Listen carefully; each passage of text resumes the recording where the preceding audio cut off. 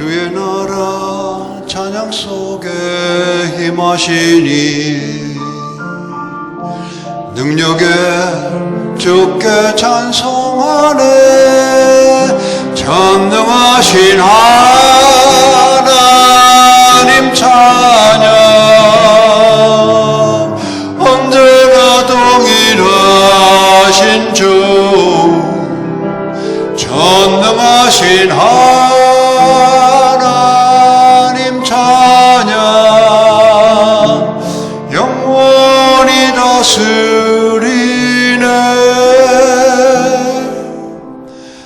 나 주의 이름 높이리.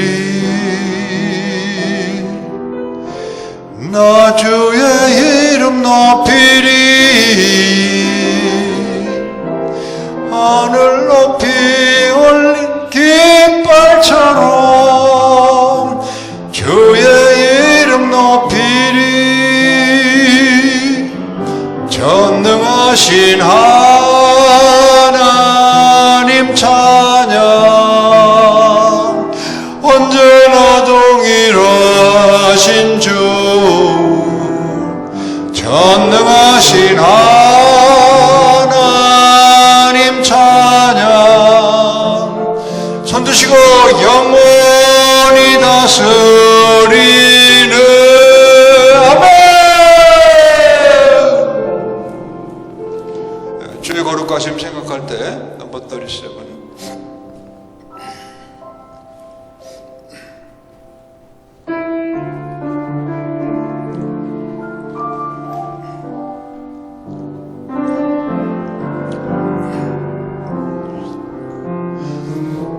주의 거룩하심 생각할 때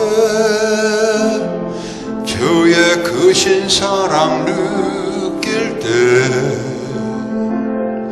주의 영광의 빛 나의 생활 비춰주실 때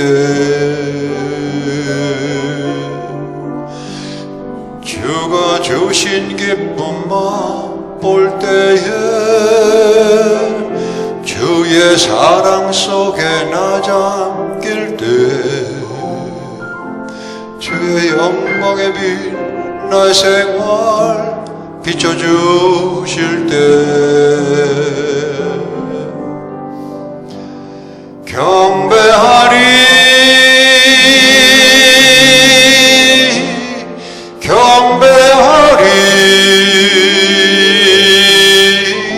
경배하리 나 사는 동안 주께 경배해 아멘.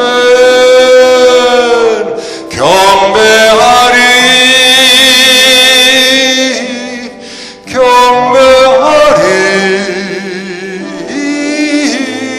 경배하리 나 사는 동안 주께 경배해.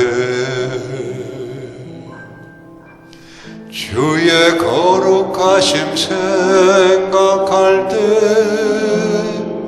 주의 크신 사랑 느낄 때 주의 영광의 빛 나의 생활 비춰주실 때 주가 주신 분 맛볼 때에 주의 사랑 속에 나 잠길 때 주의 영광의 빛 나의 생활 비춰주실 때 찬양하리 찬양하리 찬양하리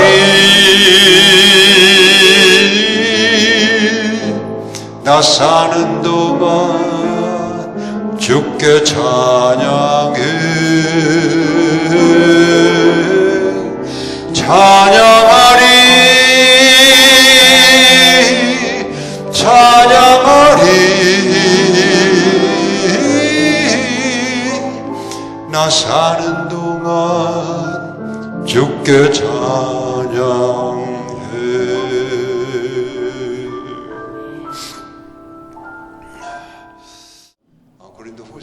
12장에서 말씀을 좀 나눌까 합니다. 7절부터 10절까지 한 줄씩 교독하시겠습니다. 저하고 7절 여러 계시를 받은 것이 지극히 크므로 너무 자만하지 않게 하시려고 내 육체에 가시 곧 사탄의 사자를 주셨으니 이는 나를 쳐서 너무 자만하지 않게 하려 하심이라. 8절 이것이 내게서 떠나가게 하기 위하여 세번 주께 바라니. 9절 나에게 이르시기를 내 은혜가 네게 족하도다 이는 내 능력이 약한 데서 운전하여 줌이라 하시니라. 그러므로 도리어 크게 기쁨으로 나의 열악한 것들에 대하여 자랑하리니 이는 그리스도의 능력이 내게 머물게 하려 합니다. 10절 같이 읽습니다. 그러므로 내가 그리스도를 위하여 약한 것들과 능력과 궁핍과 박해와 공고를 기뻐하노니 이는 내가 약한 그때가 강함이라. 아멘.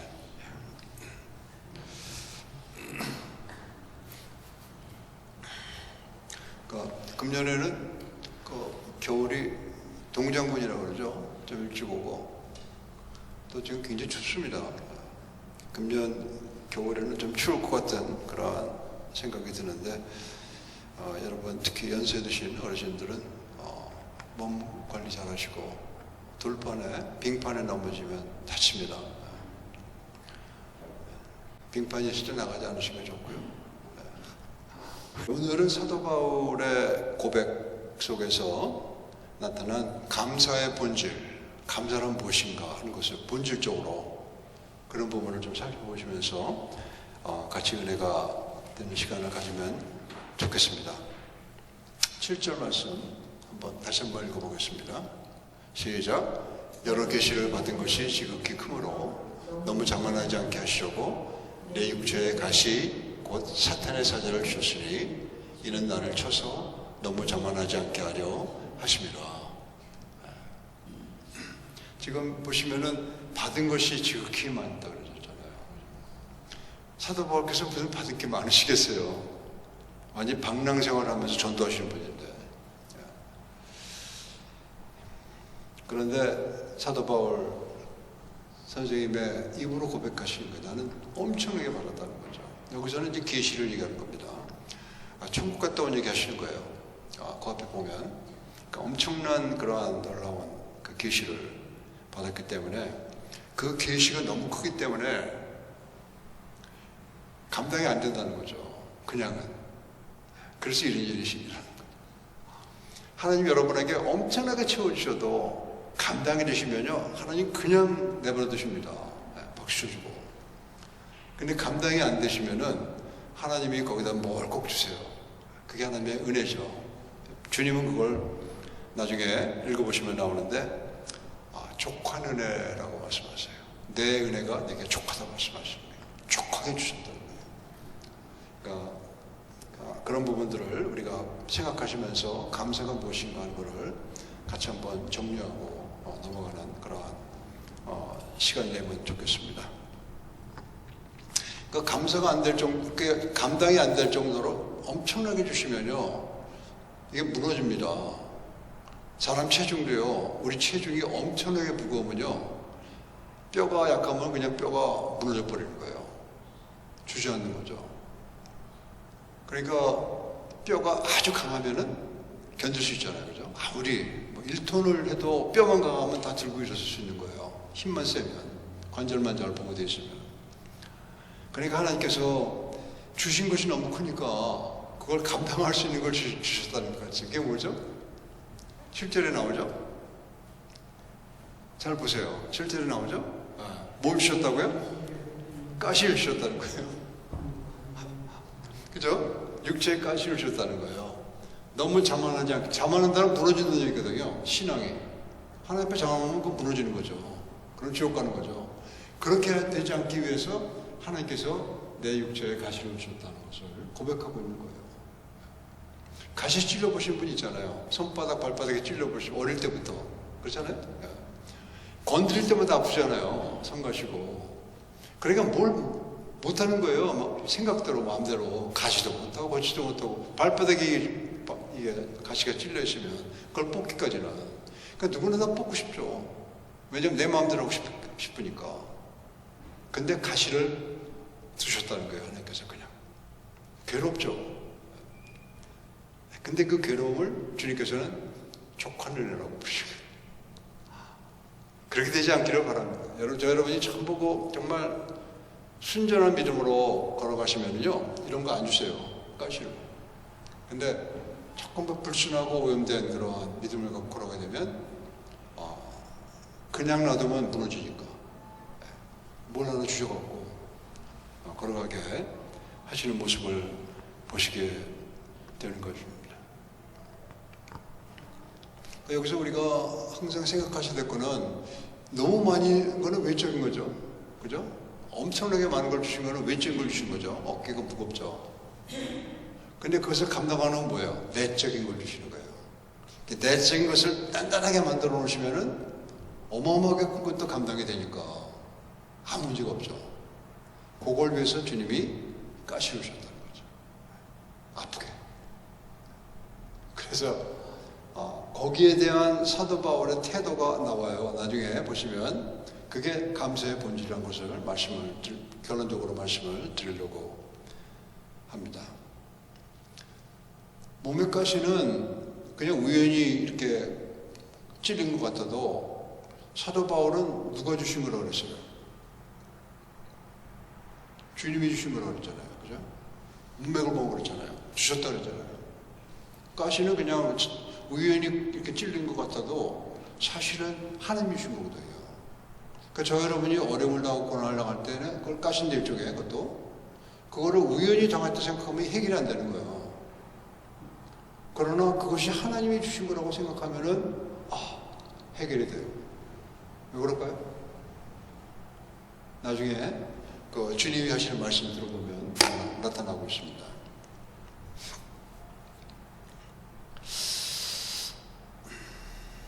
그러니까 사도 바울에게 우리가 배워야 될 게 한 두 가지가 있는데, 하나는 사도 바울은 그 가시를 놓고 그냥 우연히 나한테 꽂힌 것이다, 아프게 하는 것이다, 우연히 사고당한 것이다, 이렇게 생각하지 않았다는 거죠. 만약에 우리가 가시라는 아픈 그 가시 찔림 받으면요, 찔림 받고 가시만 바라보고 생각하고 있으면 해결책이 안 나요. 아프기만 합니다. 절대 그 뼈 부리셔도 그것만 생각하시면은 아프기만 해요. 날 때까지. 그러면 신경질만 나는 거예요. 그럼 뭐 조금만 나한테 이렇게 자극이 돼도 막 피떼내고 그러는 겁니다. 왜냐하면 방향만 조금 틀면 되는 거예요. 하나님이 내게 주신 거로 생각하시면은 이게 달라지는 거예요, 태도가. 그러니까 사도 바울은 그게 훌륭하다는 거죠. 저 여러분이 수술도 받고 다치기도 하시고 막 그러시잖아요. 건강도 안 좋으시고. 그런 것들이 다 하나님이 주신 거라고 생각하시면은 그 문제가 쉽게 넘어가요. 그걸 또 말씀을 드리려고 그런 겁니다. 네. 이런 비슷한 족한 은혜라고 하신 비슷한 말씀을 야고보께서 말씀하셨어요. 야고보 사도. 야고보서에서 말씀하셨어요. 주님의 친동생이죠. 야고보서에서 2장 한번 읽어보겠습니다. 1장 잠깐만요. 안 들어왔군요.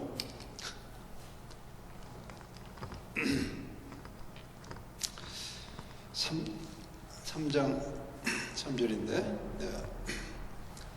야고보서 3장 3절에 보시면 이런 얘기가 있습니다. 그러니까 말들 있잖아요. 홀수, 말 타고 다니는 말들에 그냥 타고 다니지 않잖아요. 뭘 물립니까?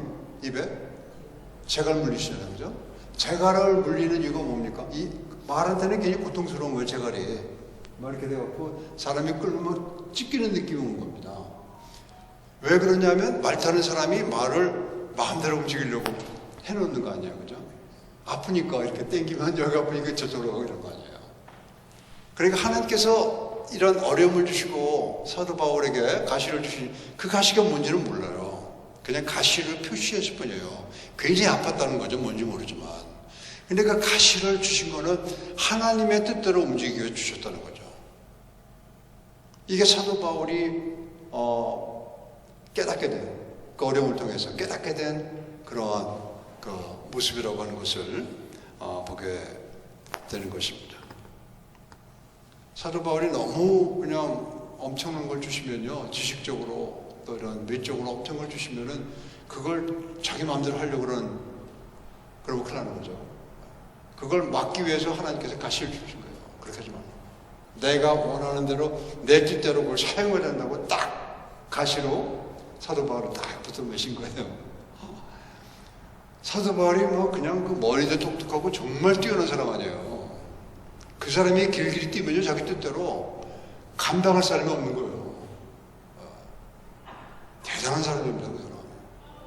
하나님께서 그러한 그 바울 선생을 이렇게 고삐 잡듯이 하기 위해서 가시를 넣어줬다는 것을 사도 바울 선생이 깨닫게 됐다는 것을 말씀해주고 있는 것입니다.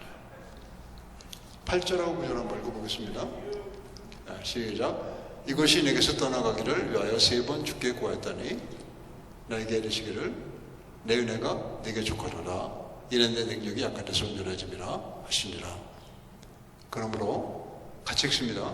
그러므로 도리어 크게 기뻐함으로 나의 여러 약한 것들에 대하여 자랑하려니 이는 그리스도의 능력이 내게 머물게 하려 함이라. 가시는 하나님이 이렇게 주셨어도 아픈 건 매한가지입니다.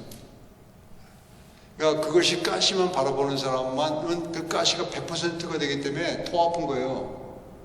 그러나 가시를 하나님이 주셨다는 걸 이렇게 알고 있으면은 훨씬 덜 아픈데 아픈 건 매한가지입니다. 그러니까 사도 바울이 기도했다는 거 아니에요. 그 가시를 빼달라고 기도했다는 거 아니에요. 3번.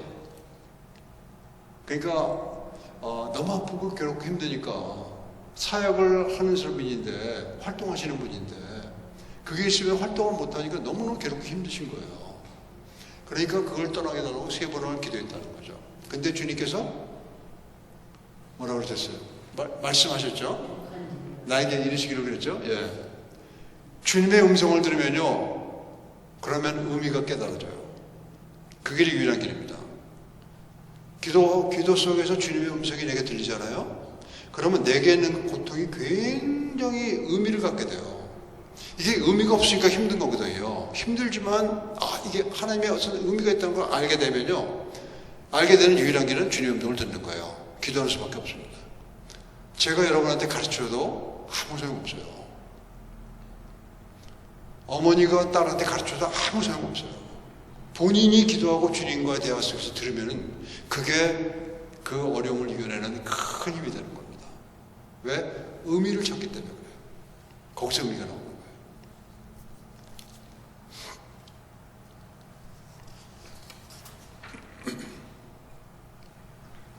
그러니까 주님이 말씀이 뭐라고 그랬죠? 네가 족하도다 그랬죠? 내 은혜가 네게 족하도다. 이것은 이제 족한 은혜를 주님께서 말씀해 주시고, 왜 주님의 은혜가 족하다고 말씀하셨죠? 내 능력이 내 약한 데서 온전해지기 때문에 이건 족한 은혜라고 말씀하실 거예요. 너를 괴롭게 하기 위해서 그런 게 아니고 너에게 은혜를 주시기 위해서 가시를 주셨다는 거예요. 이건 하나님의 원칙입니다. 사도 바울뿐만 아니라 저 여러분이 내 능력이 강할 때는 하나님의 능력을 경험하지 못해요. 여러분이 굉장히 강하시잖아요. 주장이 강하고 지식이 많고 그러면 하나님의 은혜는 여러분에 머물지도 않고 오지도 않는 거예요. 그러나 아프고 힘들 때 그때 주님께 기도하면은 주님께서 음성을 주시는데 그 음성이 나에게 의미를 주면서 하나님의 능력이 내게 머물게 할 수 있는 바탕이 되는 겁니다. 제 말씀이 어려우세요? 이해가 되시죠, 권사님? 예, 권사님이 이해되시면 다 이해되는 거예요. 예. 그러니까 사도 바울에게는 이제 그러한 하나님의 능력이 머물게 하기 위해서 아픈 것을 하나님이 주셨다는 거예요. 그러니까 구약의 시편 기자들은 이게 외치잖아요. 아프니까. 여기 나와 있네, 하나는. 예. 같이 한번 읽습니다. 시편 34편 18절 시작. 여호와는 마음이 상한 자를 가까이 하시고 중심으로 통해하는 자를 구원하시는도다. 그러니까 하나님의 능력이 우리에게 임하려면은 통해하는 마음이 있어야 된다는 거죠.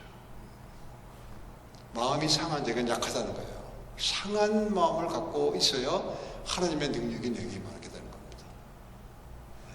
내가 자랑할 게 많으면요, 하나님의 능력이 왔다가 머물지 못하시는 거예요. 그럼 하나님이 맛보지 못하는 거죠.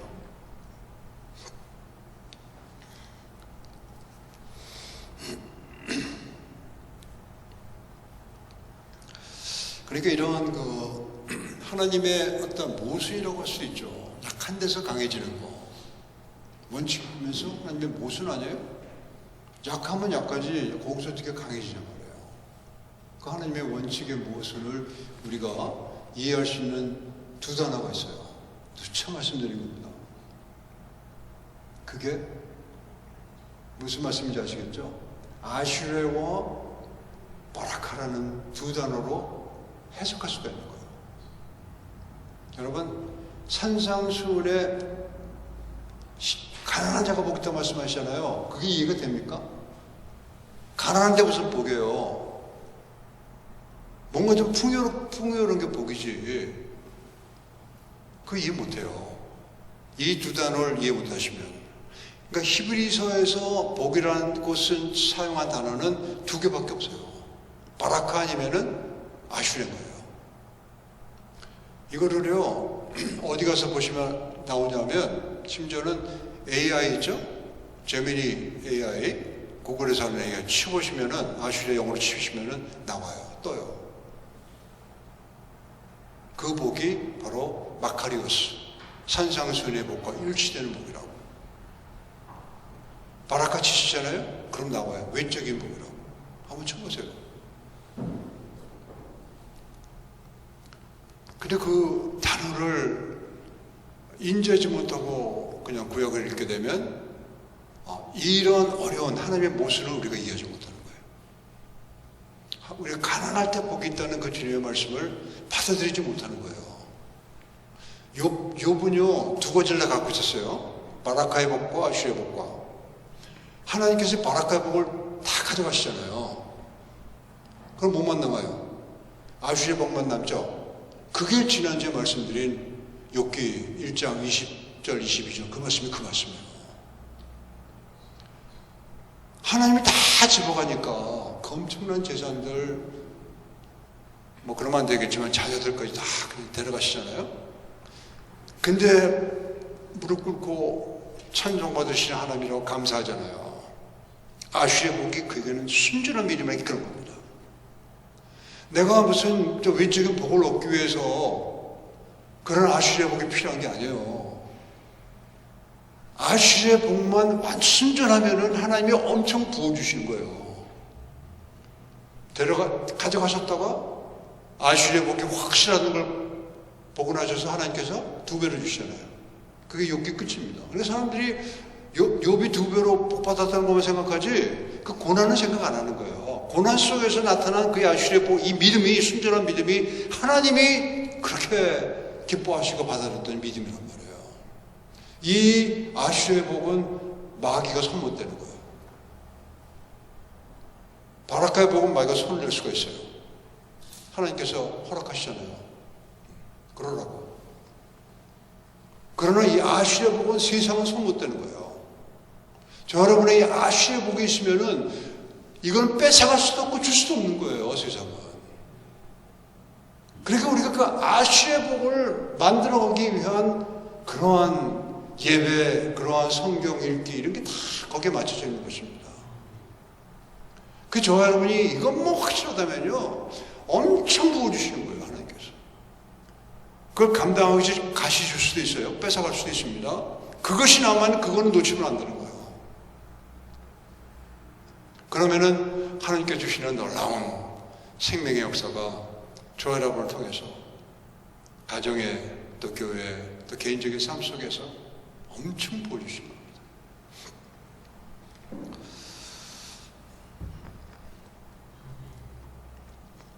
저 여러분이 이 예배 속에서 또 이 감사의 계절 속에서 이런 아슈리의 복을 단단하게 만들어 가시는 그런 저 여러분 되시기를 축원합니다. 10절 한번 읽어보겠습니다. 같이 한번 읽습니다. 시작. 그러므로 내가 그리스도를 위하여 약한 것들과 능욕과 궁핍과 박해와 공고를 기뻐하노니 이는 내가 약한 그때가 강함이라. 사도 바울께서 받아들인 거예요. 내가 가장 약할 때가 그때가 가장 강하다는 걸 확실히 받아들이신 거예요. 고백을 하는 거거든요, 지금. 근데 여기서 주위에서 보실 단어는 기뻐하노니라는 단어 있죠? 기뻐하노니. 요 기뻐하노니 이 단어, 제가 빨리 표시하는 거, 요게 동사인데요. 이게 그 감사의 본질을 잘 얘기해 주고 있는 단어입니다. 이것이 유도케오라는 히브리 헬라 말이에요. 도케오는 생각하다는 거예요. 좋게 생각하다. 이분은 그러니까 약한 것들, 능력, 궁핍, 밖의 공고를 좋게 생각했다는 거죠. 이게 감사의 본질입니다.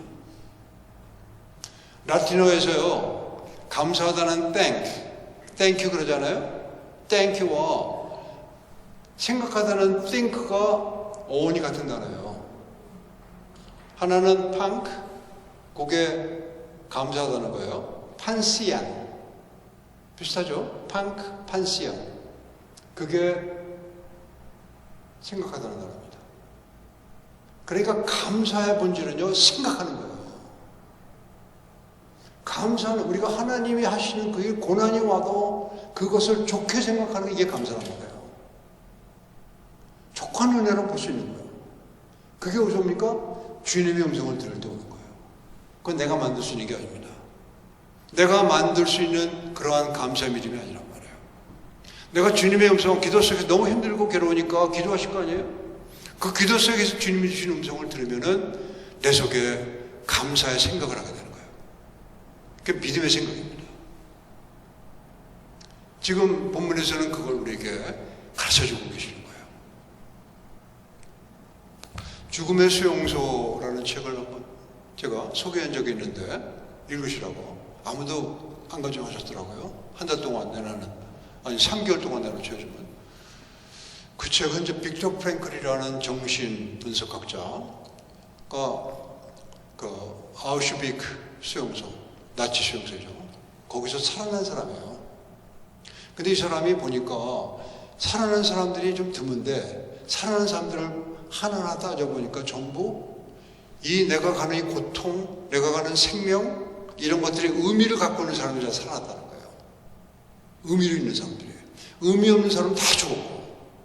근데 죽은 사람 가운데 의미를 알고 죽은 사람도 있죠. 기쁘게. 그러나 살아난 사람들은 전부 다가 다 그 의미를 알았다는 거예요. 그렇기 때문에 그 사람들이 살아날 수 있는 기회를 잡았다는 거죠. 그 이분이 로고테라피라고 너무 젊은 가운데 있는 분들에게 도움을 주기 위한 그 테라피를 하나 창안해낸 사람이에요. 그래서 많은 사람 도와주시다가 1997년도인가? 한 30년 전에 돌아가신 분, 유태인입니다. 그러니까 우리가 삶의 의미를 발견하면, 어려움과 고통의 의미를 발견하면, 가시가 왜 나한테 있는 거를 발견하면, 그러면 그 가시는 나에게 복이 된다는 걸 아는 거예요. 그게 아시려 보는 거죠. 아니, 이거 자꾸만 빼내려고만 하니까, 가시를. 아프니까.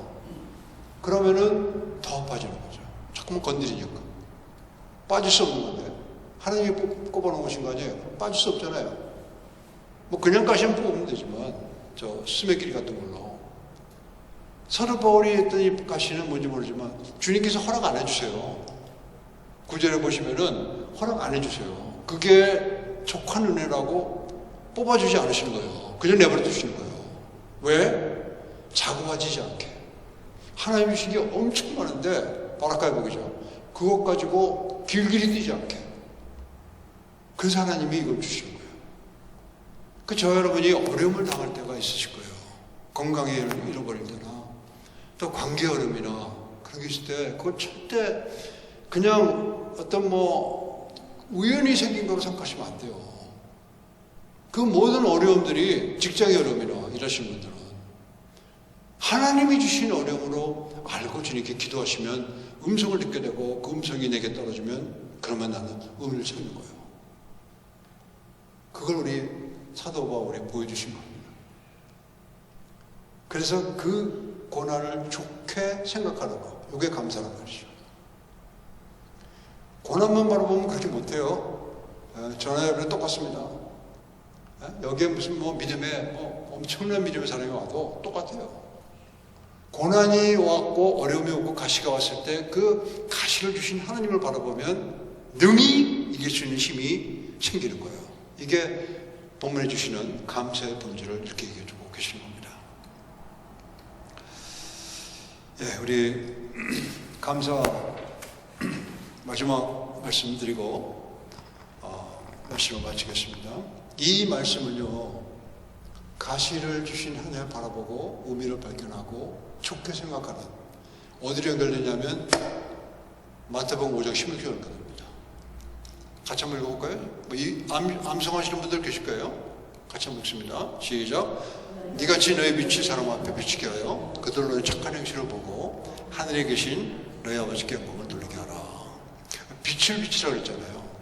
하나님의 빛을. 하나님의 빛이 없는 사람들은 어둠에 있잖아요. 빛을 비춰야 되는데 그 빛이 뭐라고 그랬어요? 착한 행실.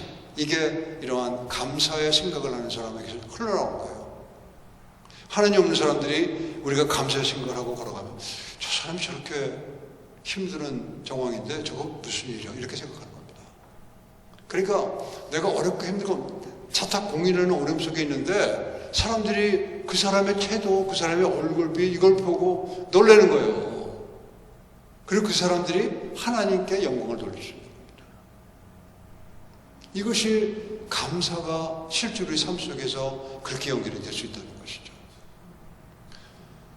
그렇게 못한 경우가 너무 많습니다. 저를 생각하면. 여러분들은 어떤지 본인은 아실 거예요. 날 생각하면 정말 너무 형편없어요. 사도 바울 선생님하고 비춰보면. 그러나 배우는 거죠. 하나 실패하고 나서 이게 그구나 깨닫고 배우고 하는 겁니다. 그게 우리 신앙의 과정이에요. 그 길 끝에서 하나님 아버지가 받아주신 거예요. 저 여러분들을 하나님께서 다 받아주시고 그 우리는 상상할 수 없는 그러한 하나님 곁으로 데려가신 것입니다. 이 부르심이라는 게 그런 거거든요. 저 여러분이 부르심 받은 사람들은 다 그렇게 길을 걸어가도록 부르심 받은 거예요. 약할 수 있어요. 1% 시작해서 10년 지나도 2% 이렇게 안 됐을 수밖에 없는 겁니다. 굉장히 어렵고 힘든 과정이지만 그러나 그러한 것들이 마음에 두고 항상 그렇게 걸어가려고 노력할 때, 애쓸 때, 하나님의 음성을 듣기 위해서 기도할 때 그때 하나 둘씩 쌓아가는 거예요. 그게 신앙의 여정입니다. 그렇게 걸어가시는, 감사의 본질을 갖고 걸어가시는, 감사, 좋게 생각하는, 감사의 생각을 하며 걸어가시는 감사의 믿음이 흘러가는 여러분 되시길 축원합니다. 일어나시겠습니다. 찬송하나 주기도문 Lord's Prayer.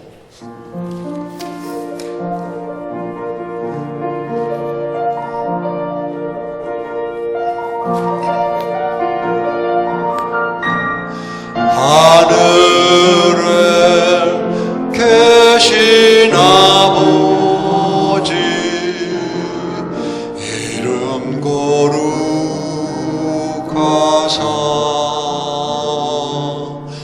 주님 나라 임하시고 뜻이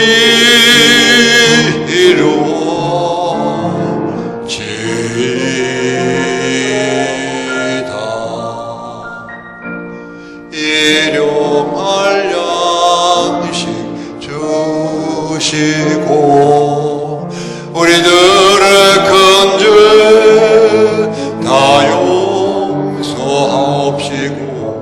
시험에 들게 마시고 악에서 구원하소서. 대개 주 주의